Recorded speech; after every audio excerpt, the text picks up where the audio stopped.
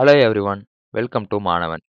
இந்த வீடியோவில் நம்ம என்ன பார்க்க போகிறோம்னா, மைக்ரோசாஃப்ட் அஷ்யூர் ப்ரொவைட் பண்ணுற GitHub Copilot சர்டிஃபிகேஷனை எப்படி ஸ்டூடெண்ட்ஸ்லாம் ஃப்ரீயாகவே ஆக்சஸ் பண்ணுறதுன்னு தான் பார்க்க போகிறோம்.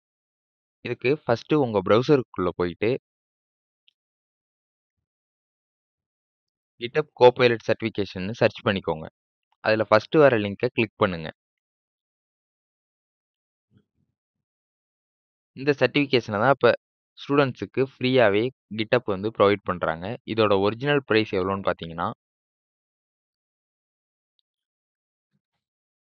$99. இதே இந்தியன் ரூபீஸ்க்கு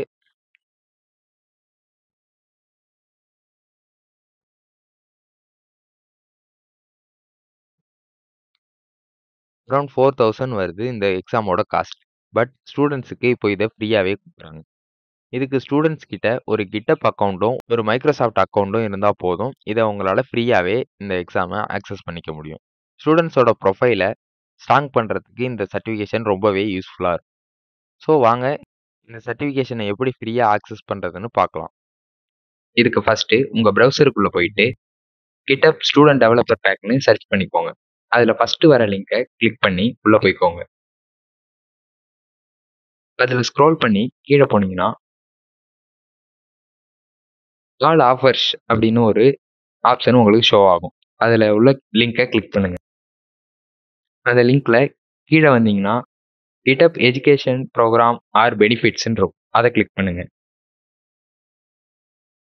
ப்ளே அப்படிங்கிறத கிளிக் பண்ணுங்க.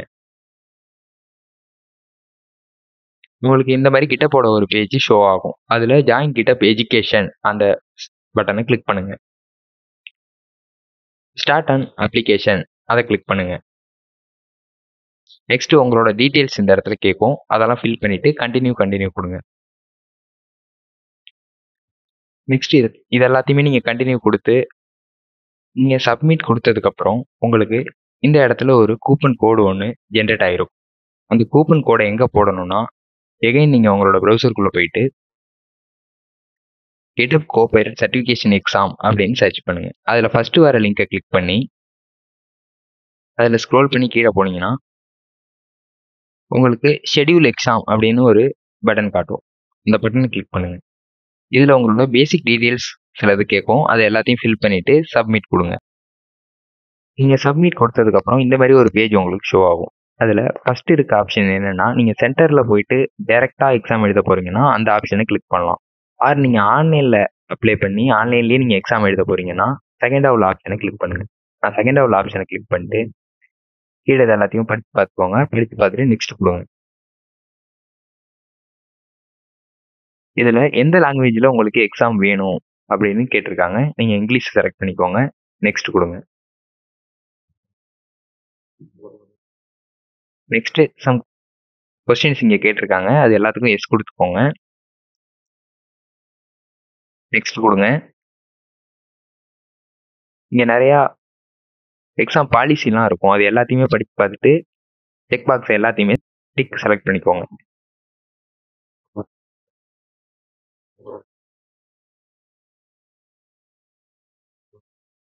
ஒன்ஸ் எல்லாத்தையும் செலக்ட் பண்ணிட்டீங்களா அப்படின்னு செக் பண்ணிட்டு அக்ரி கொடுங்க.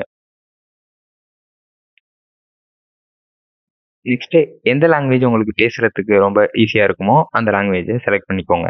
நான் இங்கிலீஷ் செலக்ட் பண்ணியிருக்கேன். நெக்ஸ்ட் உங்களோட டைம் ஜோனை சேஞ்ச் பண்ணணும்னா இதை கொடுத்து சேஞ்ச் பண்ணிக்கோங்க. இல்லை டைம் ஜோன் கரெக்டாக இருந்துச்சுன்னா எஸ் கொடுத்துக்கோங்க. நீங்கள் என்ன டேட்டில் எக்ஸாம் ஷெட்யூல் பண்ண போகிறீங்களோ உங்களுக்கு எந்த டேட் ஃப்ரீயாக இருப்பீங்களோ அந்த டேட்டை செலக்ட் பண்ணிக்கோங்க. நெக்ஸ்ட்டு புக் மை அப்பாயின்மெண்ட்டை கொடுத்துக்கோங்க.